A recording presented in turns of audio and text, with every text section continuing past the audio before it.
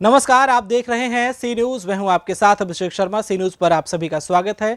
सी news पर वक्त है न्यूज बुलेटिन का, तो आइए नजर डालते हैं इस वक्त की कुछ खास खबरों पर। आज जहां बलात्कार की घटनाएं लोगों के बीच दहशत का पर्याय बन चुकी हैं, वहां प्रशासनिक स्तर पर बढ़ रही घटनाओं पर रोक न लग पाना अपने आप में गंभीर रूप लेता जा रहा है, जिसका असर पिछले काफी अरसे से जनपद में देखने को मिल रहा है।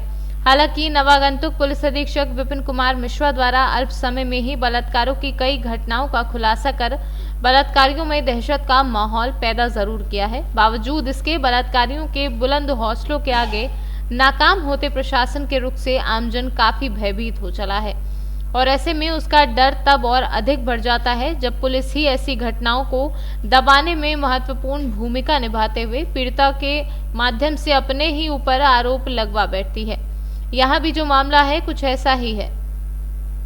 ग्राम बबाकपुर थाना फकरपुर बहराइच निवासिनी दलित महिला मुन्नी देवी द्वारा मुख्यमंत्री, डीजीपी, जिलाधिकारी व पुलिस अधीक्षक को भेजे गए शिकायती पत्र के आरोप में लगाया है कि गांव के ही रमेश व मायाराम नामक युवक शाम के वक्त उसके घर में तब घुस गया जब उसका पति बाहर कमाने गया था और वह घर पर अकेली थी। उसका आरोप है कि रमेश ने चाकू दिखाते हुए टीन के नीचे पड़ी चारपाई पर उसे पटक कर उसके मुंह में कपड़ा ठूसते हुए उसके साथ दोनों ने बारी बारी से बलात्कार किया और जाते जाते ये भी धमकी दे गए कि यदि तुमने अपना मुंह खोला तो पूरे परिवार को जान से हाथ धोना पड़ेगा। कुछ समय तो वह लोक लाज के डर से चुप रही, लेकिन घर आने पर जब उसने अपने पति रामधार को ये बात बताई तो मामला थाने पर पहुंचते ही दम तोड़ने लगा। दंपत्ति का कहना है कि थाने स्तर पर उल्टा उन्हें ही धमकाया जाने लगा। उनका ये भी कहना है कि पुलिस ने उनके साथ हुए अत्याचार के मामले में कार्यवाही करने के बजाय 8 मार्च को सुनियोजित तरीके से एक दूसरे मामले में उनके लड़के पर ही एक महिला के खिलाफ बलात्कार का मामला दर्ज कर उसे ही जेल भिजवा दिया। क्या घटना घटी थी तुम्हारे साथ? घटना घटी थी कि हमारे पति रहे न बहरे चले आ रहे हैं, रिक्शा चलावे तो 6 तारीख का तो मायाराम और दयाराम आए हैं पिछोड़े से घूम के, हमें सब मुँह में कपड़ा हुर किया और हमका चाकू दिखाया। तो चाकू दिखा के कहेंगे कि मैंने जी सवेरे साफ ले लेना तो परिवार भरे का मिटा देंगे। मतलब आपके साथ दुष्कर्म किया इन लोगों ने? हाँ, किया है। अच्छा, पुलिस में आप गई? हाँ, पुलिस में गए। कहीं कोई सुनवाई नहीं? कोई सुनाई नहीं। अच्छा, क्या मामला है तुम्हारा? मामला हमारा 6 तारीख घटना भैया। कौन सी घटना? औरत क्या, हमारी बीवी की। अच्छा। और जो है हम घर पर रहे नहीं, हम पहले हम पियक्कर रहे थे बहरेज में, और जो है बीवी गए थाने के तो कोई सुनवाई नहीं भैया। थाने क्यों गई? घटना कौन सी घटी? घटी ये कि जो है कपड़ा मुझे महिमा मुँह खोल के जो है और चाकू से कहें कि जो गलत काम जो बताओगे जो तो तुमको जान से खत्म कर देंगे। अच्छा, क्या नाम था उनका? मुन्नी देवी। मुन्नी देवी। और किन लोगों ने कपड़ा ठूसा था? 2 लोग। कौन कौन? मायाराम और दयाराम। अच्छा, तो इन लोगों ने क्या मतलब बलात्कार किया?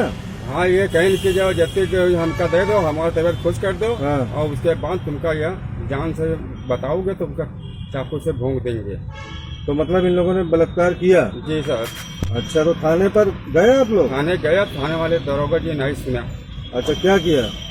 कहीं कि यहाँ से भाग जाओगे के और यहाँ तुम्हारा कोई सुनाई नहीं पड़ा। बहराइच से सीनियर संवाददाता अवांकित श्रीवास्तव की रिपोर्ट। रामनगर थाना रोड के ज्योति टेलर्स में अज्ञात चोरों ने की चोरी। सिलाई मशीन, कपड़ा, पीछे का दरवाजा तोड़कर किया गया चोरी। दुकानदार मोहम्मद औरंगजेब ने बताया कि रात में दुकान बंद कर घर चले गए और सुबह दुकान खोलने आए तो देखा कि पीछे का दरवाजा टूटा हुआ है और एक सिलाई मशीन और कुछ सिला हुआ और कुछ बिना सिला हुआ कपड़ा अज्ञात चोरों द्वारा चोरी कर लिया गया।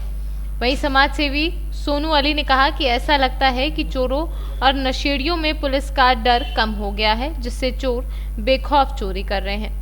मेरा नाम मोहम्मद औरंगजेब हुआ।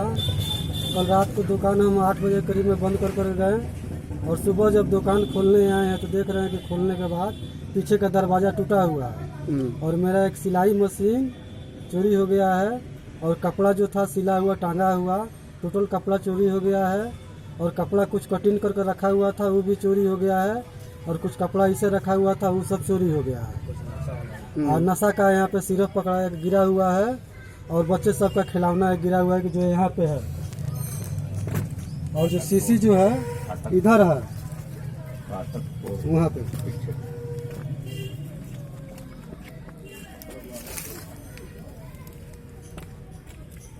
और मेरे मकान मालिक जो है मकान मालिक से बताओ आप। हाँ।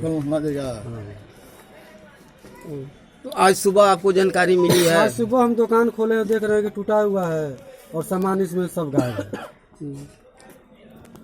आश्चर्यजनक है कि थाना से कुछ दूरी पे ये दुकान है और यहाँ पे अगर नशेड़ी या जो भी चोर आके इस तरह के कारनामे को अंजाम देते हैं तो थोड़ा ना कहीं ये लग रहा है कि अब नशेड़ियों या चोरों के बीच पुलिस का दहशत कम हो गया है। तो हम प्रशासन से ये मांग करेंगे कि आपके बगल में ये दुकान है, थाना रोड की बात है, तो कम से कम इसका ये पता लगाया जाए कि आखिर में कौन है। और इन लोगों को पकड़ना बहुत ही आसान है क्योंकि गजेड़ी नशेड़ी हैं और ये साबित करता है कि इनका दहशत खत्म हो गया है। तो प्रशासन से हम अपील करेंगे कि इस चोरों को पता किया जाए और इनका जो भुगतान है, मतलब जो मशीन वगैरह है, अगर मिल जाए तो ज़्यादा बेहतर है। आपको क्या लगता है ये चोरी के पीछे कैसे लोगों का हाथ है? नशेड़ियों का हाथ है चोरी के पीछे। नशेड़ियों क्या नाम नशा ले लेकर क्या नाम नहीं उनको पैसा मिलता है तो दुकान टूट कर क्या नाम नशा खाने के लिए वो क्या नाम है कि अपनी जेब भरते हैं। आपका नाम? अब्दुल कयूम। अब्दुल कयूम। आपका दुकान कहाँ है? बगल में है। बगल में, थाना रोड में? जी। बिहार से सीनू संवाददाता प्रकाश सिंह की रिपोर्ट। नरसेना पुलिस और बदमाशों के बीच मुठभेड़ के दौरान कहर बनकर टूटी नरसेना पुलिस। इनामिया 20,000 रुपए पुरस्कार घोषित बदमाश सचिन को घायल अवस्था सहित 3 बदमाशों को नरसेना थाना पुलिस के द्वारा मुठभेड़ के उपरांत किया गया गिरफ्तार। बीती रात नरसेना थाना क्षेत्र में अपराधियों के साथ पुलिस की एक मुठभेड़ हुई है जिसमें 3 अपराधी गिरफ्तार हुए हैं और जो मुख्य उसका गैंग लीडर है सचिन जिसका नाम है, जिसमें 20,000 रुपये का पुरस्कार पहले से घोषित था और डकैती हत्या सहित डकैती के मामले में वांछित चल रहा था। मई 2019 से उसकी गिरफ्तारी की गई है। उसे गोली लगी है क्रॉस फायरिंग में, क्योंकि जब पुलिस ने इस टीम को रोकने का प्रयास किया जो मोटरसाइकिल से जा रहे थे तो इन्होंने पुलिस पर फायरिंग की। जवाबी कार्रवाई में पुलिस ने भी गोली चलाई, बदमाश के पैर में लगी, घायल हुआ, गिरफ्तार किया गया। इनके कब्जे से पिस्टल, तमंचा, कारतूस आदि बरामद किए गए हैं। इसमें उल्लेखनीय है कि जो सचिन जिसको गोली लगी है वो अंतर जनपदीय स्तर का शातिर लुटेरा है। 18 से अधिक मुकदमे आसपास के जनपदों अलीगढ़, नोएडा, गाजियाबाद, मेरठ आदि जनपदों में उसके विरुद्ध दर्ज है और उसके जो 2 साथी पकड़े गए हैं उनमें से एक गौतम बुद्ध नगर का रहने वाला है और दूसरा कटोर थाना क्षेत्र का। बुलंदशहर से सीनू संवाददाता सराफत सैफी की रिपोर्ट। शमशाबाद द्वारकाधीश मंदिर पर होली रंग पंचमी के अवसर पर मंदिर परिसर में फूल और गुलाल की होली का आयोजन किया गया, जिसमें बड़ी संख्या में शमशाबाद पास क्षेत्र के लोग होली उत्सव कार्यक्रम में शामिल होकर धर्म लाभ लेते हैं। इसमें उज्जैन की स्पेशल मिठाई का वितरण किया गया और बाहर से आए ऑर्केस्ट्रा द्वारा भक्ति गीत और होली के गाने पर श्रद्धालु मंत्र मुग्ध हो गए। मध्य प्रदेश से सीनू संवाददाता अक्षय प्रताप चौकसी की रिपोर्ट। दूधी कोतवाली क्षेत्र के कटौली गांव में एक पिकअप ने 4 वर्षीय बालक को रौंद दिया, जिससे बालक की मौके पर ही मौत हो गई। बच्चे को पिता द्वारा लाया गया। बच्चे का नाम सत्येंद्र है, उम्र 4 वर्ष। पिता श्रीलाल जी जिनके द्वारा CHC दूधी पे लाया गया और मैंने जब बच्चे को देखा तो बच्चे की मृत्यु हो चुकी थी।